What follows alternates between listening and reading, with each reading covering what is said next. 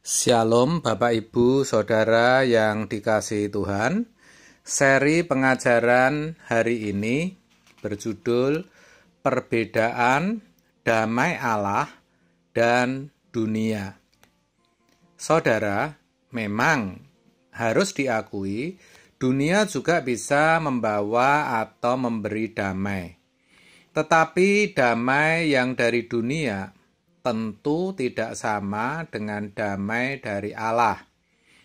Terkait hal itu dituliskan dalam Yohanes 14 ayat 27, demikian, "Damai sejahtera ku tinggalkan bagimu, damai sejahteraku ku berikan kepadamu, dan apa yang kuberikan tidak seperti yang diberikan oleh dunia kepadamu. Janganlah gelisah dan gentar hatimu." Masih menyambung renungan kemarin, saudara, Tuhan berjanji bahwa kita bisa memiliki damai sejahtera meskipun keadaan yang kita alami tidak bersahabat, tidak nyaman, dan barangkali tidak kita harapkan. Yohanes 14 ayat 27 di atas jelas sekali menyatakan kalau damai sejahtera anak Allah itu berbeda dengan damai sejahtera anak dunia. Pertanyaannya, apa saja perbedaannya? Pertama, perbedaannya terletak pada sumber damai sejahtera itu sendiri. Damai sejahtera anak Allah berasal dari Allah sendiri. Karena kita berjalan bersama Allah, kita bisa yakin bahwa meskipun hidup ini tidak mudah, tetapi Allah selalu hadir. Kalau didramatisasi, coba bayangkan, ketika kita masih kecil, lalu kita ada dalam situasi sedang hujan badai. Ada petir, ada kilat yang menyambar-nyambar. Mungkin kita takut dengan suara petir, derasnya hujan, dan kencangnya angin yang melanda rumah kita. Tetapi ketika kita ingat bahwa di rumah ada orang tua, ada papa, mama, hati kita menjadi lebih tenang.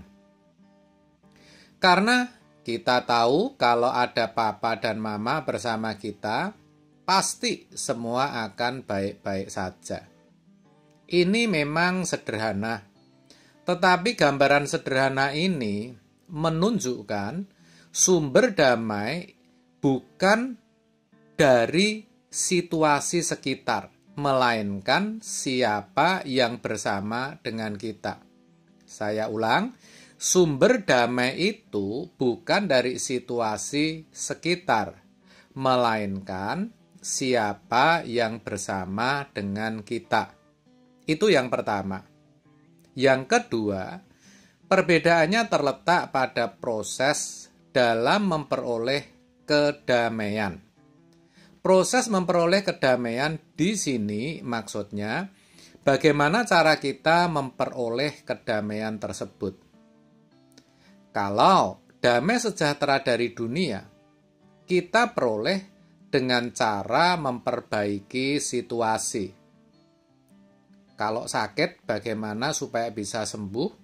Kalau ada persoalan ekonomi, bagaimana kita bisa mengatasi masalah itu sampai selesai, dan sebagainya.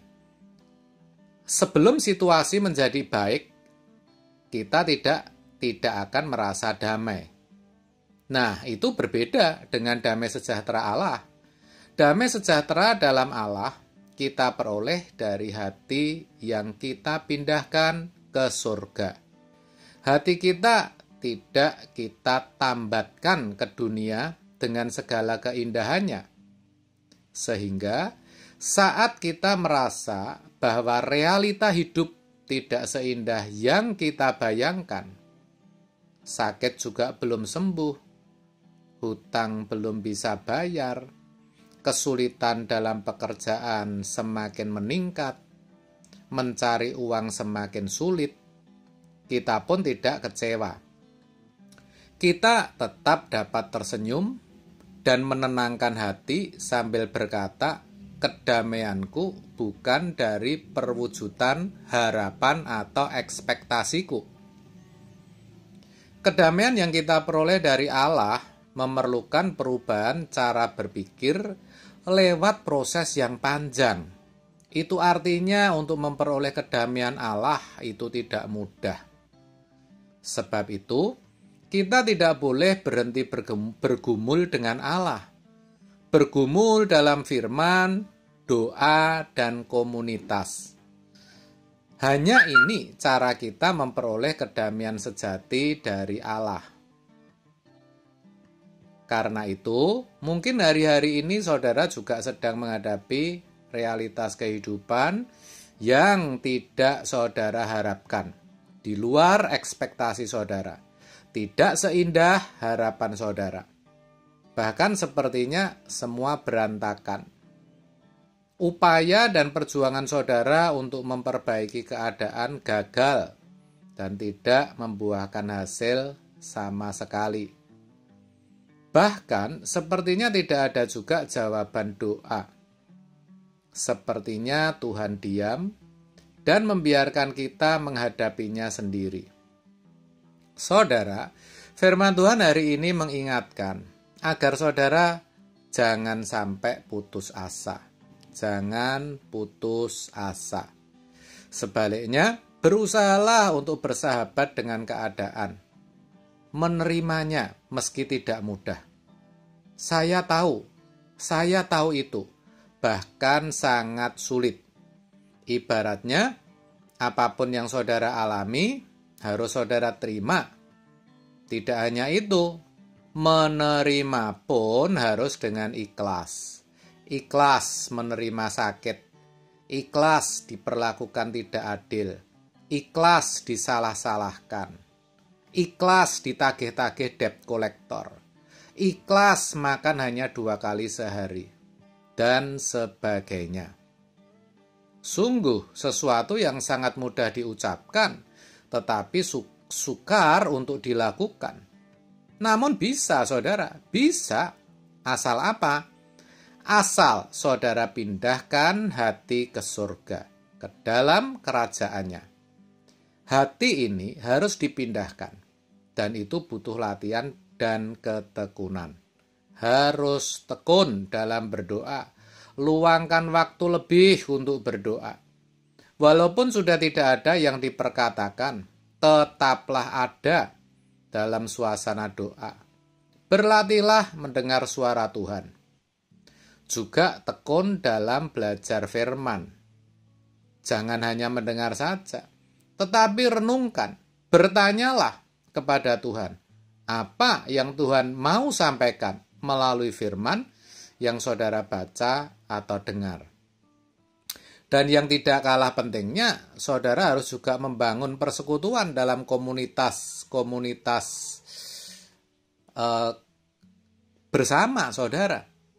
Itu juga tidak kalah penting. Nah, seiring dengan perjuangan saudara itu, saudara akan merasakan damai Allah. Hati saudara akan tenang, dan makin lama damai sejahtera Allah yang melampaui segala akal itu akan menguasai hati dan pikiran saudara.